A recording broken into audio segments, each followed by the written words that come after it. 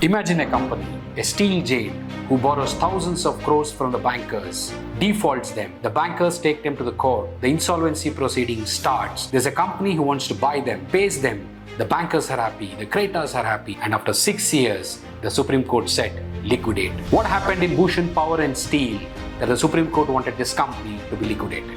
This case is of interest for anybody who is interested in finance, law, commerce, bankers, or professionals, or for some matter, even people who are interested in general knowledge as well. The case had all of them, which is governance, regulators, fraud, bankers, and whatnot. It is a cocktail of many subjects. It had a great amount of courtroom drama. Let's get some of the basics of the case right.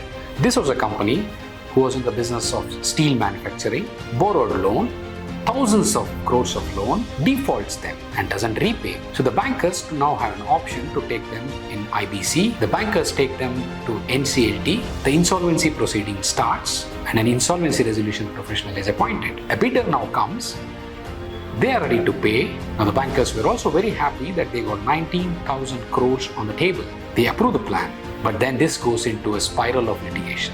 Finally it goes to Supreme Court and Supreme Court is somehow not happy. And this is what makes the case very interesting. And there are some very basic questions which we need to ask. Why did Supreme Court leave 19,000 crores on the table and then decided to liquidate? Were the appellants who went to Supreme Court served justice or were they served cold justice? What was the fatal error that Supreme Court was so upset that it decided to liquidate than to be lenient? Facts of the case is very important in this. Let's go date by date. The case dates back to year 2017 when IBC was just getting formed. The government amended the Banking Regulation Act whereby the RBI by a circular insisted the 12 large account which constituted 25% of the NPAs in 2017 to be pulled them to IBC. Accordingly, it is the Punjab National Bank who took the lead and pulled the Bhushan Power and Steel to NCLT Delhi. It was very soon that the case was admitted, which was 26th of July 2017. It also named Mr. Khandelwal as the interim resolution professional, called a public announcement and called for claims. The financial creditors claimed 47,205 crores as their due and operational creditors claimed 621 crores as their due. Mr. Khandelwal, who was the interim resolution professional, is confirmed as a resolution professional in the first committee of creditors meeting. Now dates in this case are very, very important. On 21st of September 2017, the resolution professional now calls for expression of interest. There are 3 prospective bidders who come forward: Tata Steel, Liberty House and JSW Steels. There were numerous committee of creditors meeting from those days. What is important is the 18th Committee of Creditors meeting which happened on 14th of August 2018. With no H1 and H2 declared, JSW Steel was having the highest score in the evaluation matrix. This is very crucial in this case. The COC further negotiated the terms and where finally a consolidated plan was submitted on 3rd of October 2018. There is one very important case which happens on 10th of October 2018, which is JSW now comes with an addendum letter on 10th of October 2018. And the same was kept in the same meeting and it was kept for approval. The approval of this resolution plan, which was submitted by JSW, gets approved on 15th of October 2018 with 97.69% of majority.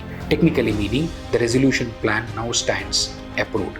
The resolution professional should have immediately applied to NCLT for its approval. But the resolution plan, which was approved on 15th of October 2018, was finally filed with NCLT on 14th of February 2019. This is a very crucial period. The Supreme Court also remarks on this delay in the order.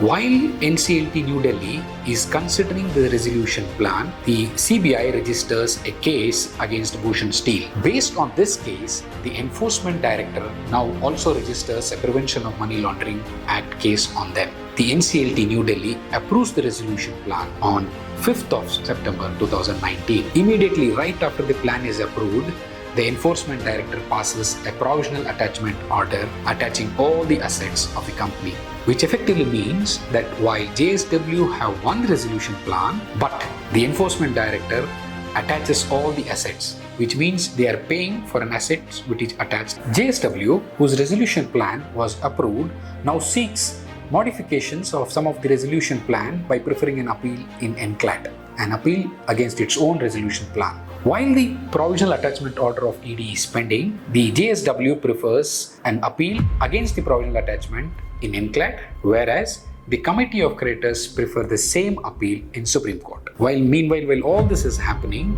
the IBC gets amended. With effect from 28th of December 2019, Section 32A gets passed, which is an immunity for liability of all the previous offences before commencement of insolvency proceedings. While all this is happening, the NCLAT also finally approves the resolution plan with modification on 17th of February 2020.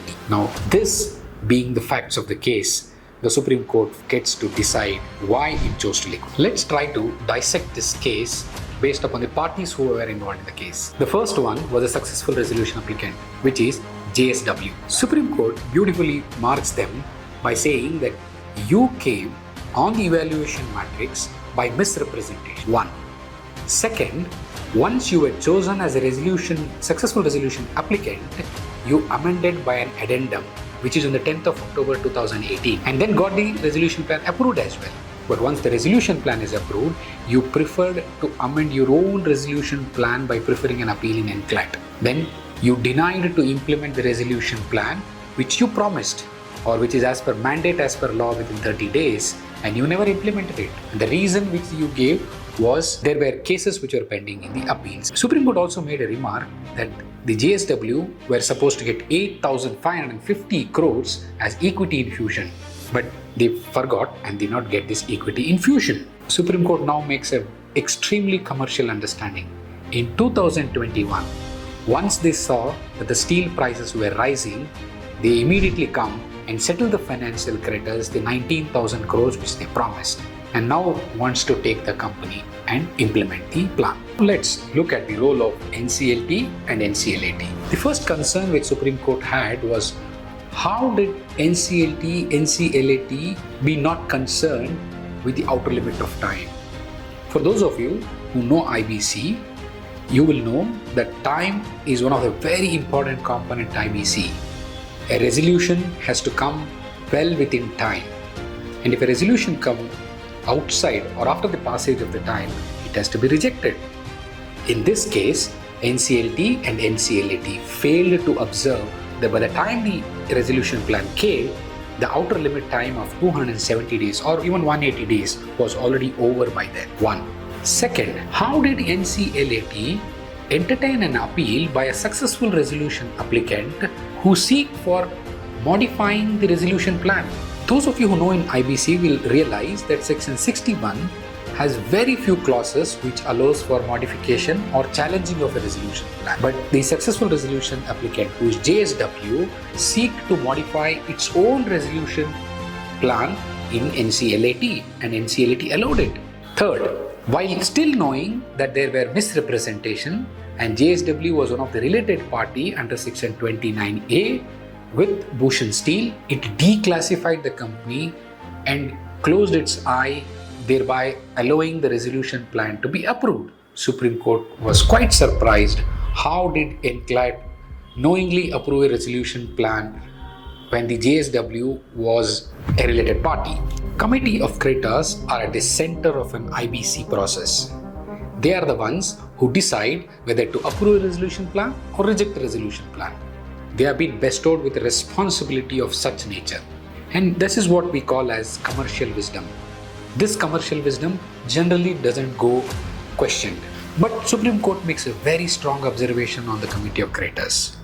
On one side, the Committee of Creditors goes to the court and says, it is bleeding dry the public and this is willful breach of plan. And this is again JSW. And while the 19,000 crores was given by JSW, they happily accept all the amount. Second, while JSW argued the fact that they are implementing the plan by making the payment The committee of creditors keep quiet, while they were the first one who went to the court stating that JSW is not implementing the plan. Some of the observations by Supreme Court are very interesting and it looks very scary as well. Look at this observation. The changing stance of COC in the present proceedings smacks of its bona fides and raises serious doubts about the exercise of its so-called commercial wisdom. And there were many paras like this. The second para, such a contradictory stand by a COC at various stages of the proceedings clearly proves that COC had played foul and had not exercised its commercial wisdom in the interest of creditors. Technically meaning Supreme Court is even doubting the commercial wisdom of a COC, which stands at the center of IBCPs. And thereby it also marks that this court is to believe that COC has played a very dubious role in entire CIRT. Now let's look at what were the observations on a resolution professional. There were quite many observations. Two of them stand out. One, the resolution professional did not do his duty on checking section 29A, which is that the JSW was a related party to Bhushan Steel. Second, why did resolution professional take 4 months to file the resolution plan with the NCLT? There were many such observations, while these two stand out. Entry of enforcement directors makes this case a full-fledged drama. Moment they enter and register a case on Bhushan Steel, they provisionally attach all the assets. I mean, you would know that nobody would like to buy a company whose assets are already attached by Enforcement Directorate. Because they attached the assets of the Bhushan Steel, JSW went for an appeal. And NCLAT gave a favorable order to JSW. Well, we all would like to believe that they have done fair and commercially good decision. But Supreme Court somehow is not happy. They say that PMLA being a public law, NCLAT did not have jurisdiction to pass any order. While Supreme Court, knowing the peculiarity of the case, removed the provisional attachment but said that they are not going to mark or going to pass any remark on subsection 2 of section 32A of IBC. This case went for many years and there were 41 hearings spreading over various dates in those years. But one submission makes one of the best and changing remark in this case, which is the submission made by Committee of Creditors on 6th of March 2000, which is they say that they will refund all the money received back to the successful resolution applicant. In case appeal succeeds, they will give back all the money back to JSW if the appeal succeeds and JSW loses the case. Now let's go back to the basic questions. Did Supreme Court leave 19,000 crores on the table and then decided to liquidate? Once this order was passed, it immediately took the headlines of all the newspapers.